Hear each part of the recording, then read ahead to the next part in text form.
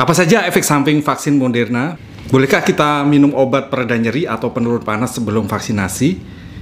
Bagaimana juga rekomendasi terkait pemberian vaksinasi Moderna ini? Ikuti pembahasannya dalam video berikut ini.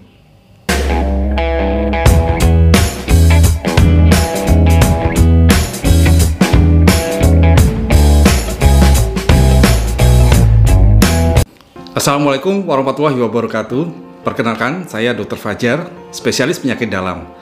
Sebagai tenaga medis, saya sudah mendapatkan vaksin booster atau vaksin dosis ketiga menggunakan vaksin Moderna. Dalam video ini akan dibahas KIPI apa saja yang ada pada pemberian vaksinasi dengan vaksin Moderna, dan bagaimana rekomendasi organisasi profesi seperti PAPDI, PERKI, Kemenkes terkait pemberian vaksin booster ini. Perkembangan kasus COVID-19 di Indonesia perlu mendapatkan perhatian yang serius dari seluruh pihak.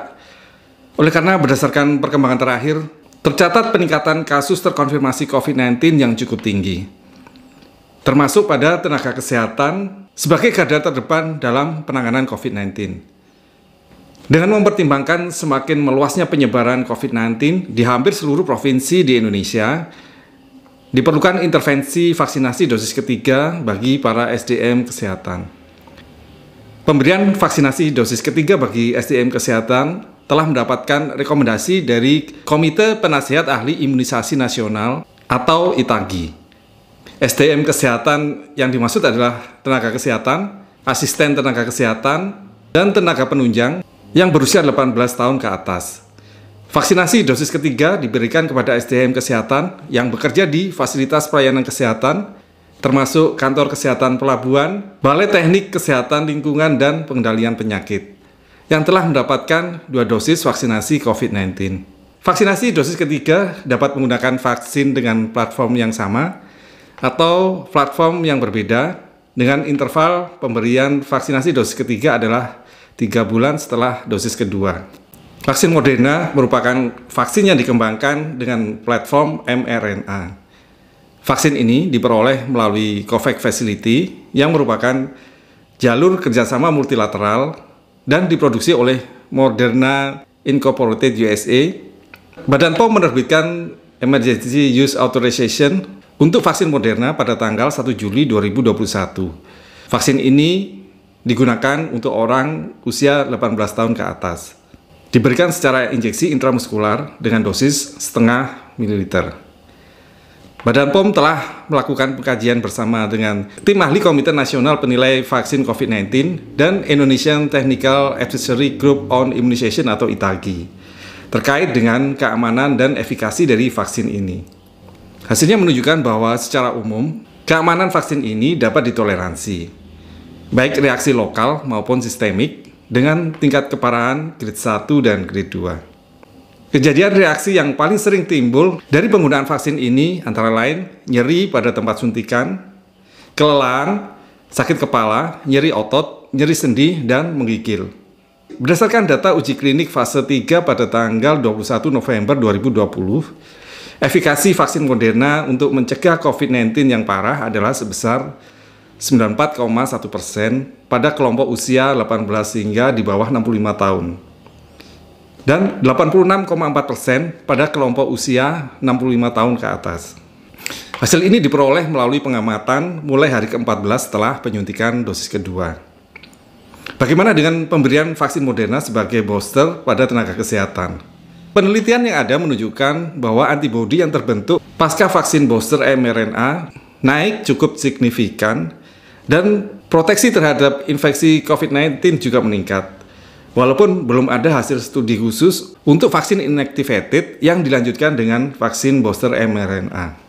Vaksin mRNA diketahui memiliki efikasi yang lebih baik terhadap varian baru dibandingkan dengan platform vaksin yang lain. Cara ini sudah digunakan di Uni Emirat Arab dan Bahrain, namun dengan merek vaksin yang berbeda. Rekomendasi kelayakan vaksin mRNA pada keadaan khusus atau komorbid secara umum sama dengan vaksin platform inactivated yang sudah dikeluarkan oleh PAPDI sebelumnya. Efek samping vaksin mRNA secara umum sama dengan vaksinasi COVID-19 pada umumnya. Reaksi anafilaksis setelah pemberian vaksin mRNA perlu menjadi perhatian karena kandungan polyethylene glycol pada vaksin mRNA ini.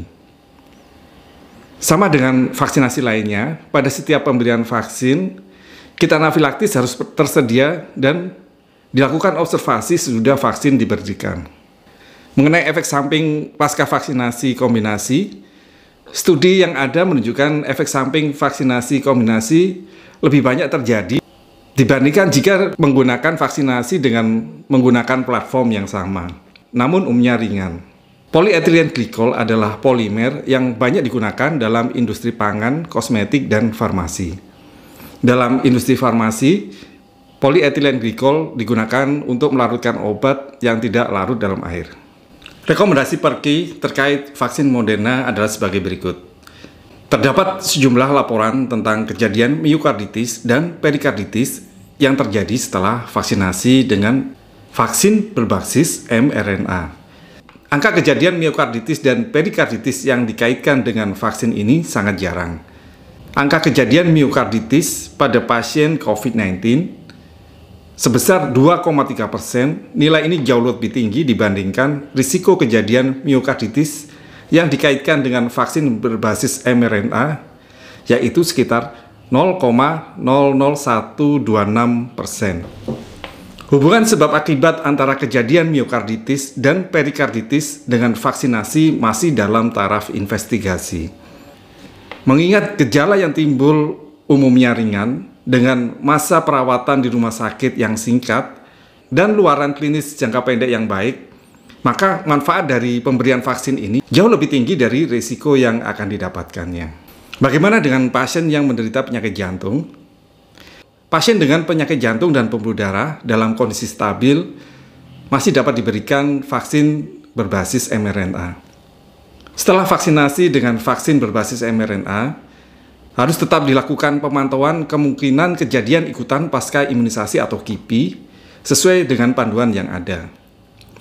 Jika terdapat laporan adanya gejala yang dicurigai sebagai gejala miokarditis atau perikarditis seperti nyeri dada, sesak nafas, dan berdebar setelah vaksinasi, maka disarankan untuk melakukan perawatan bila memiliki fasilitas yang memadai, atau merujuk ke fasilitas kesehatan yang memiliki dokter spesialis jantung dan pembuluh darah, dan fasilitas pemeriksaan seperti elektrokardiografi, biomarker jantung, serta ekokardiografi.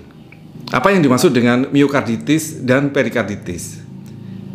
Miokarditis adalah peradangan yang terjadi pada miokard atau otot jantung. Miokarditis yang tergolong ringan umumnya tidak menimbulkan keluhan atau gejala klinis. Bila memberat, dapat muncul dengan gejala nyeri dada, sesak nafas saat beraktivitas atau beristirahat, jantung berdebar atau berdetak tidak beraturan, serta pembengkakan di tungkai dan lemah badan. Gejala lain yang dapat muncul adalah demam, sakit kepala, dan nyeri sendi. Perikarditis adalah iritasi atau peradangan pada lapisan tipis berbentuk kantong yang melapisi jantung atau perikardium.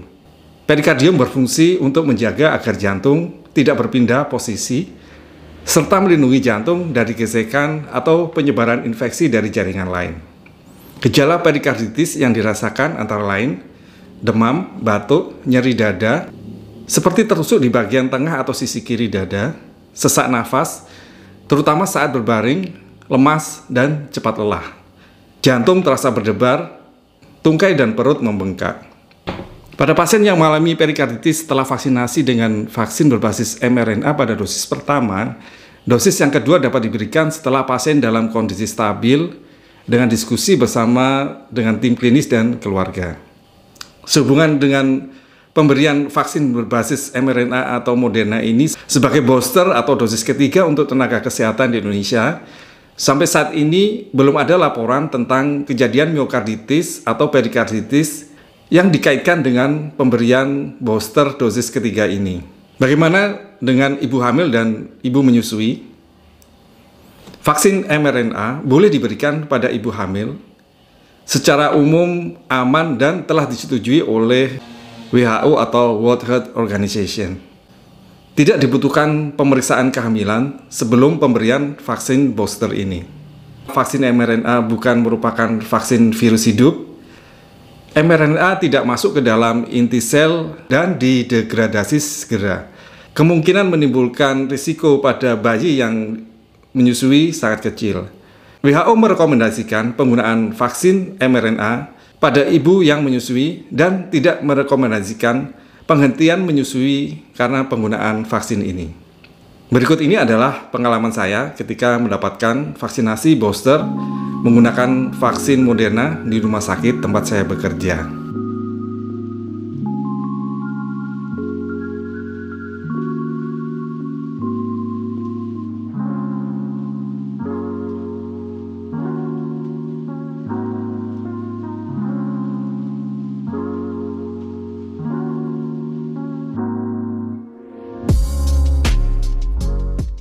Hari ini 10 Agustus 2021, 10 jam setelah saya mendapatkan vaksin Moderna. Alhamdulillah, saya tidak merasakan keluhan yang berarti. Saya hanya merasakan nyeri dan pegal di bekas tempat suntikan. Apabila diberi nilai, skor nyerinya antara 1 dan 10, nilai nyerinya adalah sekitar 3. Hari ini, 11 Agustus 2021, 30 jam setelah saya kemarin diberi vaksinasi vaksin Moderna. Selama 30 jam ini saya hanya merasakan rasa nyeri atau pegal di lengan bekas suntikan. Hari ini 12 Agustus 2021, 3 hari setelah saya mendapatkan vaksin Moderna. Alhamdulillah saya tidak merasakan keluhan yang berarti selama 3 hari ini. Rasa pegal dan nyeri di lengan bekas suntikan mulai berkurang. Hari ini 13 Agustus 2021, hari keempat setelah saya mendapatkan vaksinasi vaksin Moderna. Alhamdulillah rasa nyeri dan pegal yang saya rasakan beberapa hari ini setelah vaksinasi mulai mereda. Hari ini 14 Agustus 2021, 5 hari setelah saya mendapatkan vaksinasi vaksin Moderna. Alhamdulillah keluhan yang saya rasakan selama 5 hari ini sudah mereda. Selama 5 hari ini keluhan yang saya rasakan adalah rasa pegal dan nyeri di bekas suntikan. Keluhan makin berkurang 3 hari setelah penyuntikan. Saya juga tidak mengkonsumsi obat pereda nyeri atau penurun panas seperti paracetamol, baik sebelum vaksinasi ataupun sudah vaksinasi. KIPI setelah pemberian vaksinasi Moderna bervariasi antara orang yang satu dengan yang lain. Ada yang tanpa gejala, ada yang bergejala ringan, sedang, atau berat. Apabila muncul gejala seperti demam, dapat dilakukan pertolongan pertama dengan minum air yang banyak apabila tidak ada kontraindikasi misalnya gangguan jantung atau gangguan ginjal, dan diberikan kompres dingin. Apabila keluhan tidak mereda, dapat diberikan obat penurun panas seperti paracetamol. Tidak dianjurkan untuk mengkonsumsi paracetamol sebelum dilakukan vaksinasi karena dikhawatirkan akan mempengaruhi efektivitas pembentukan respon imun. Demikian pembahasan kita kali ini, semoga memberikan kemanfaatan.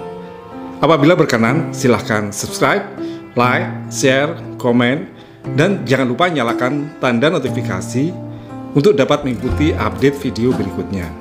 Wassalamualaikum warahmatullahi wabarakatuh.